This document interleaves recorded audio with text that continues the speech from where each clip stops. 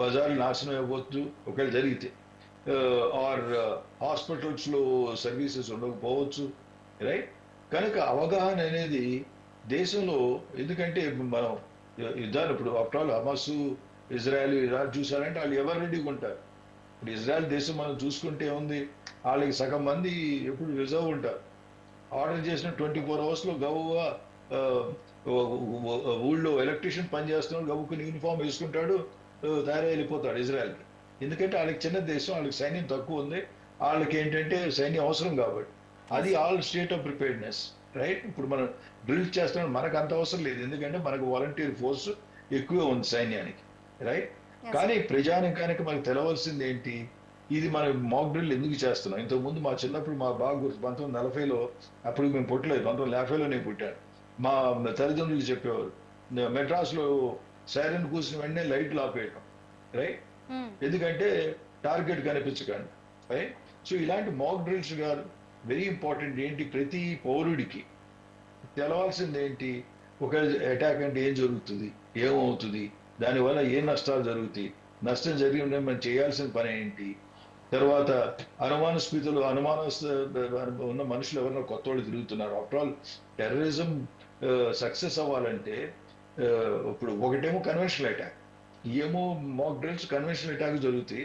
కానీ ఈ సేమ్ ఇదే విధంగా కూడా ఇదే రీతిలో టెర్రరిజాన్ని ఎలా మనం అబ్జర్వ్ స్టాప్ చేయగలం అన్న ఒక అవగాహన చాలా తక్కువ ఉంది మన ప్రజానికాల్లో. Yes sir. ఎందుకంటే మనం ఎవరైనా కొత్త మొహం చూసామంటే చాలా మంది పట్టించుకోరు, ఎవడో వస్తున్నాడు వెళ్తున్నాడు అనుకుంటాం. యాక్చువల్లీ మనం ఆలోచిస్తే క్రిటికల్ గా మన ప్రజలకు అందరికీ తెలవాల్సింది ఏంటి? లెసన్స్. ఎప్పుడైనా ఏదైనా జరిగినప్పుడు దాని గురించి మనం లెసన్స్ కొన్ని నేర్చుకోవాలి. పేల్గాంలో అటాక్ జరిగిందంటే అది అటాక్ ఎలా సక్సెస్ఫుల్ అయింది? అవుట్ ఆఫ్ ద బ్లూస్, అటు పాకిస్తాన్ నుంచి లోపలికి ఏ లోయలోనో నదిలోనో ఈదుకునో, కొన్ని నదులు అక్కడి నుంచి అక్కడికి వస్తున్నాయి, ఆ నదుల్లో దాక్కునో రాత్రుళ్ళు మీరు ఎన్ని డ్రోన్స్ పెట్టినా, ఎన్ని సెన్సర్స్ పెట్టినా ఎక్కడో ఒకటి మధ్యలోంచి, ఆఫ్టర్ సినిమాల్లో కూడా చూస్తుంటాం, ఎస్ ఏ సార్. నదిలోనో ఈత కొట్టుకుంటూ వచ్చేయటం, కింద సొరంగాలు దోకుని వచ్చేయటం, లోపలికి వచ్చారు. వచ్చిన తర్వాత వాళ్ళకి తెలియని ప్లేస్కి వచ్చారు కదా, ఎంత జీపీఎస్ మ్యాప్లు చూసుకున్నా సరే అక్కడ మనుషులు వస్తున్నారు. ఫస్ట్లీ అక్కడ ఆ ఇంటెలిజెన్స్ ఉంది. పేల్గామ్కి మన వాళ్ళందరూ ఇంతమంది, ఒక 50 మంది 100 మంది వస్తున్నారు, వీళ్ళందరూ బయట కూర్చుంటారు, రైట్? Yes sir. వీళ్ళందరూ దగ్గర వెపన్స్ ఉండవు, అక్కడ పోలీసు వాళ్ళు లేరు, ఈ తారీఖుకి వస్తారు, ఈ టైంకి వస్తారు. ఈ ఇన్ఫర్మేషన్ అంతా వాళ్ళకి చేరింది. ఎలా చేరింది? మనలోనే మనలోనే ఎవరో ఒకరు ఇన్ఫర్మేషన్ మోల్స్ ఇస్తారు. ఉన్నారు, మనలో వాళ్ళకి సపోర్ట్ చేసే వెధవలు ఉన్నారు. మన దేశంలోనే ఆఫ్టర్ ఆల్ అది సక్సెస్ఫుల్ గా జరిగిందంటే మన దేశంలో మనకు వాళ్ళకి ఇన్ఫర్మేషన్ ఇచ్చే వెధవలు ఉన్నారు. వీళ్ళందరినీ అందుకే మనం మన జాగ్రత్త మనం ఉండాలి. ప్రతి వాడిని నమ్మేయలేము.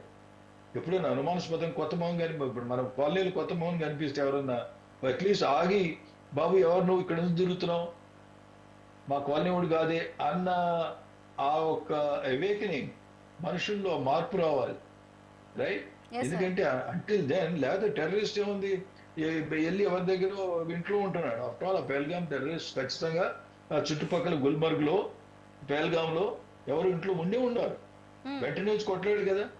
Yes sir. వీళ్ళందరూ స్లీపింగ్ స్టైల్ గా ఉండిపోతారు, వాళ్ళకి విపరీతమైన సపోర్ట్ జరుగుతుంది. కనుక ఈ mock drills are very important from 2-3 angles. ఒకటి ఏంటంటే మనలో వాళ్ళ అనుమానాస్పదంగా కొంతమంది ఒక్కోసారి మనలోని పౌరులే, పేర్లు చెప్పలేం బయటలోకి, యాక్చువల్ ఇన్సిడెంట్స్ కూడా బయటికి రావు.